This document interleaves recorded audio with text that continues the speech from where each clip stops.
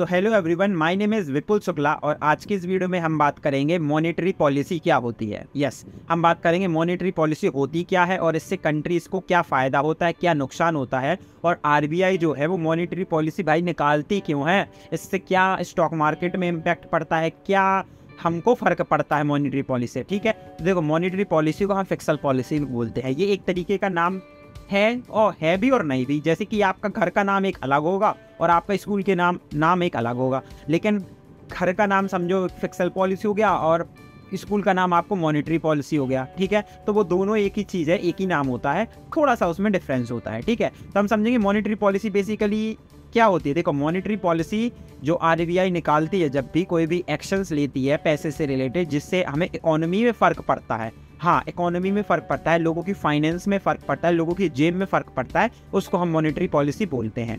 अब बात आती है भाई, मॉनेटरी पॉलिसी बेसिकली ना दो तरीके से होती है। कैसे? एक होती है क्वांटिटेटिव अप्रोच, क्वांटिटेटिव मतलब रिलेटेड टू मनी, और एक होता है क्वालिटेटिव अप्रोच, यानी कि क्वालिटेटिव अप्रोच जब आरबीआई एडवाइस देती है कमर्शियल बैंक को, कंट्रोल करती है और उनको गाइडेंस देती है, तो उसको हम क्वालिटेटिव अप्रोच बोलते हैं। अब बात आती है क्वांटिटेटिव अप्रोच में आरबीआई कैसे मदद करती है कंट्रीज को ग्रो करने के लिए, और गवर्नमेंट ऑफ इंडिया की वो क्या मदद करती है।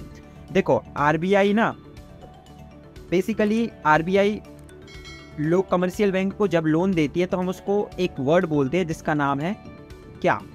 जिसका नाम है रेपो रेट। यस, जब भी आरबीआई लोन लेती है, जब भी कमर्शियल बैंक किससे? आरबीआई से लोन लेता है, तो हम उसको रेपो रेट बोलते हैं। और जब भी आरबीआई लेता है कमर्शियल बैंक से लोन, तो हम उसको रिवर्स रेपो रेट बोलते हैं। ठीक है, तो अब भाई जब भी इसका इंटरेस्ट रेट बढ़ेगा या घटेगा, जब भी आरबीआई जो है वो इंटरेस्ट रेट अगर बढ़ा देगी तो बढ़ाएगी, या इंटरेस्ट रेट जब बढ़ाएगी तो कमर्शियल बैंक कम लोन लेगा। जब कमर्शियल बैंक के पास ही कम लोन होगा तो वो लोगों को कम लोन देगा, तो इससे जो है वो इन्फ्लेशन जो है वो कम होता है। बेसिकली जो मनी सप्लाई है, जो कंट्री में मनी सप्लाई है वो कम होगा, क्योंकि जब इंटरेस्ट रेट आरबीआई बढ़ाएगी तो कमर्शियल बैंक को हाई इंटरेस्ट रेट पे लोन लेना पड़ेगा ना, और जब वो हाई इंटरेस्ट रेट पे लोन लेगी तो वो हाई इंटरेस्ट रेट पे लोगों को पैसा देगी। 10% पे अगर उसने आरबीआई से लोन लिया तो 12% पे वो आपको लोन देगी कमर्शियल बैंक, यानी SBI, state bank of India.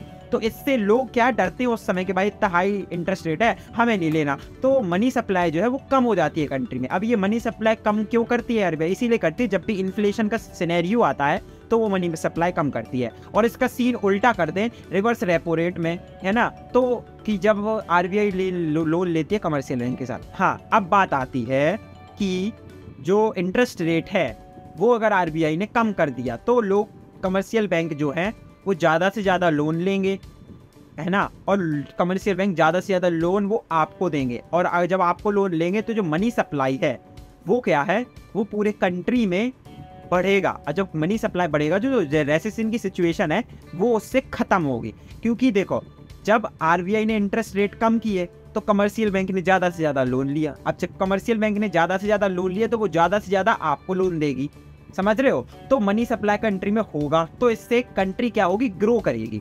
ठीक है, अब दूसरा आता है कि क्या नाम, ओपन मार्केट ऑपरेशन। ये भी मैं एक वीडियो में डिटेल में समझा चुका हूँ। ओपन मार्केट ऑपरेशन में जब गवर्नमेंट अपनी सिक्योरिटीज खरीदती है या बेचती है तो इससे भी इम्पैक्ट पड़ता है। ये भी एक मॉनेटरी टर्म में ही आता है कि सिक्योरिटीज, गवर्नमेंट अपनी सिक्योरिटीज क्या करेगी?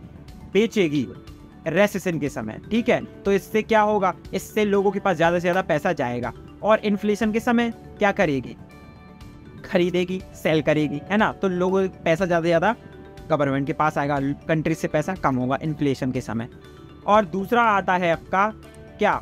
क्वालिटेटिव, जो मैंने बताया। इसमें क्या है, आरबीआई जो है वो कमर्शियल बैंक को गाइड करती है कि आपको कितना लोन देना है, लोगों को कितने % पे देना है, समझ रहे हो? कितना लोन देना है, कितना एक लिमिट लगा देता है आरबीआई कमर्शियल बैंक को कि आप इतना ही लोन दे सकते, इतने से ज़्यादा लोन आप नहीं दे सकते।